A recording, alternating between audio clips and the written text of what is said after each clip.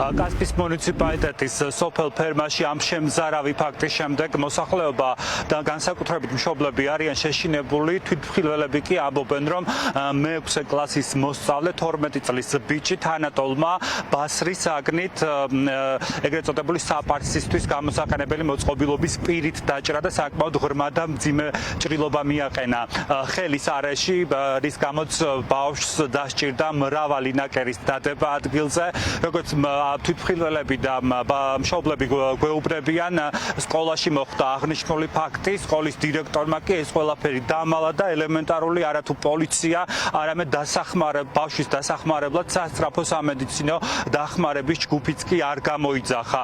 გარდა ამ შემზარავი ფაქტისა, რომელიც კასპიის მუნიციპალიტეტის სოფელ ფერმაში მოხდა, მშობლები და ბავშვები საუბრობენ შოკის მომგვრელ ფაქტებზე. სოფელ ფერმაში ბავშვებს მე-3 და მე-4 კლასის მოსწავლეებს აიძულებენ ფანჯრების წმენდას, მერხების გასუფთავებას, დაგვას, დალაგებას და ნაგვის გადაყრასაც კი. თუ კი წინააღმდეგობა შეხვდებათ სკოლის მოსწავლეების მხრიდან, მასწავლებლები მათ უყვირიან და მეტიც ფიზიკურ ანგარიშწორებამდეც კი მიდის. ყოველ შემთხვევაში ამას ამბობენ თავად სკოლის მოსწავლეები და მათი მშობლები. რაც შეეხება დაჭრილი ბიჭის მდგომარეობას, როგორც ჩვენთვის ცნობილია, მისი მდგომარეობა არის სტაბილური. მას როგორც გითხარით და გიყვებოდით, დასჭირდა მრავლობითი ნაკერების დადება, ის იმყოფება სახლში და რამდენიმე დღის განმავლობაში სკოლაშიც კი არ მისულა.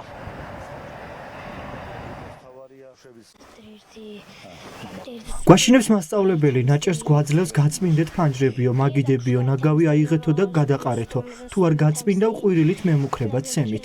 ერთხელ ბეჭედი ეკეთა, ხელზე და ჩამარტყა თავში, სახესით შემოუღწია. მოხდა ჩხუბიო, ანუ ბავშვი დაჭრა. დანი თუ რაღაცა ხელოსნის ის არის, არ ვიცი. რაღაცა სიძახე პრიტვასავით რაღაც არის. მაჩვენეს რითია დაჭრი, რამხელა ხვალე მე არ მინდა რომ ის იგივე მოვიდეს ჩემ ბავშვის მოხდეს ამ ყველაფერი. მაგის გამო ვთხოვ რა, ამ დაჭრის მერე გადავწყვიტე. სკოლის ტერიტორიაზე მოხდა ეს? კი, არც სასწრაფო გამოუწახიათ, არც არაფერი.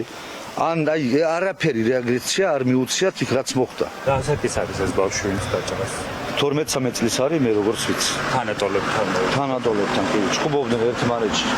ხშირად ხდება ხოლმე სკოლაში. კი, აგე ბავშვი მეუბნება მას არაფერი ბავშვი, როცა კაი ამინდიო არც სასწავლო არისო, არც სკოლა არისო, არაფერიო, თვითონ ფინკალს მოაქვთო, ჭამენ, გულაობენო და ბავშვი ყურადღებას არ ვინ არ გვაქცევს. დღეს დილით ბავშვები მზად იყო, მაშურტამ არ გააჩერა.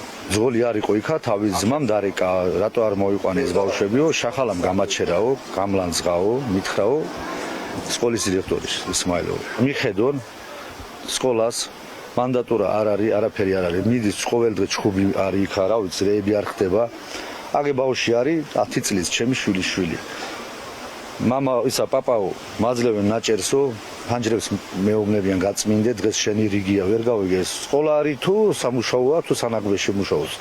რავი, ცოცხ მაძლევენო, გაასუფთავე, ნაგავს მაყრევინებნო და მაგის გამო მინდა რომ ვთხოვ მთავრობას, რომ კასპიის რაიონის სოფელ ფერმაში მოვიდნენ თავის თვალით ნახონ, სად არის მანდატურა, სად არის სკოლა, სად არის რა ხდება ამ სკოლაში.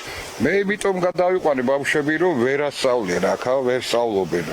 რამდენი ხანია ბავშვები? წერა, კითხვა არაფერი არ იციან და წიყავიდნენ რა ბავშვები, როდამდე უნდა იყვნენ ისინი, რა ქვია მაგას.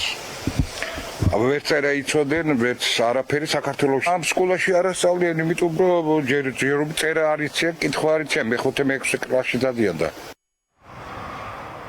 ამ შოკის მომგვრელი ამბების მოსმენის შემდეგ მშობლების დიდმა ნაწილმა გადაწყვიტა მეზობელი სოფლის სკოლაში გადაეყვანა თავიანთი შვილები და შვილიშვილები, თუმცა დღეს დილით იმ სამარშრუტო ტაქსის მძღოლმა, რომელსაც აღნიშნული მოსწავლეები უნდა წაეყვანა მეზობელ სოფელში, უარი თქვა ბავშვების გადაყვანაზე. მშობლები დარწმუნებულები არიან და ეს დასტურება თავად მძღოლისგანაც მოისმინეს, რომ სოფელ ფერმის საჯარო სკოლის დირექტორმა ჩახალ ისმაილოვი დაემუქრა სამარშრუტო ტაქსის მძღოლებს, რადგან მას არ სურს, რომ სკოლის მოსწავლეებმა დატოვონ მისი სკოლა და სხვა სკოლაში გადავიდნენ სასწავლებლად. სწორედ ჩახალ ისმაილოვის პასუხისმგებლობაზე საუბრობენ მშობლებიც.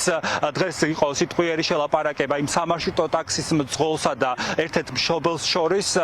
უკვე მას შემდეგ, რაც TV პირველის კამერა მივიდა ადგილზე, სამარშრუტო ტაქსის მძღოლმა უარყო, რომ ის ფერმის საჯარო სკოლის დირექტორმა დააშინა. მასწავლებლები კი აღნიშნულ ფაქტს უარყოფენ და მეტიც ამბობენ, რომ არ აინტერესებთ ეს ყველაფერი. პირდაპირ ამ სიტყვებით გაგვცა პასუხი ერთ-ერთმა პედაგოგმა, მას შემდეგ, რაც ჩვენ ვუთხარით იმ საზარელი და შოკის მომგვრელი ფაქტების შესახებ.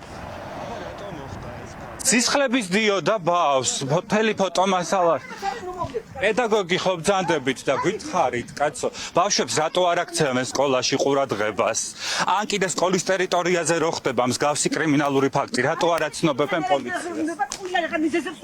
მიზეზებს ვეძებ, ქალბატონ, თუ გაჩერდებით, ფოტოსაც ნახავთ. ბავშვის სისხლისგან დაიცალა რამე სიფხელა ჭრილობა ჰქონდა. გითხარით. რატო არ აქცევენ სკოლაში საკმარის ყურადღებას? ყურადღებას აქცევენ. აბა როგორ მოხდა სკოლის ტერიტორიაზე მსგავსი კრიმინალური ფაქტი? რომ არავის არაფერი არ მოდის, ყველაფერი კარგად მიდის. აბა რატო მოხდა ეს ფაქტი? რატო მალავთ?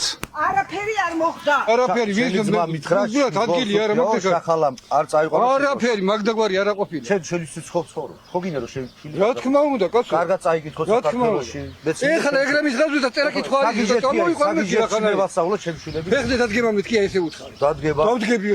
ჩემი თავი გენაცვალა. მაგრამ რა დილით რატო არ წაიყვანო? ვაიმე, ბიჭო. ფეხზე ხო ეძახის ფეხზე დადგება. დადგებოდა. თან უთქეო რომ დავდგები. რატო არ არა, წაიყვანო? დილოს არ უთხია მაგასო. გუშინ იმ დღესაც გითხრა. ფერმის საჯარო სკოლაში უმძიმესი პირობების გარდა ინფრასტრუქტურულ პირობებს გულისხმობ მშობლები საუბრობენ უსაფრთხოების გამოწვევებზეც. თქვენ მოისმინეთ, რომ ერთ-ერთი მოსწავლე მეორემ დაჭრა ბასრი იარაღით.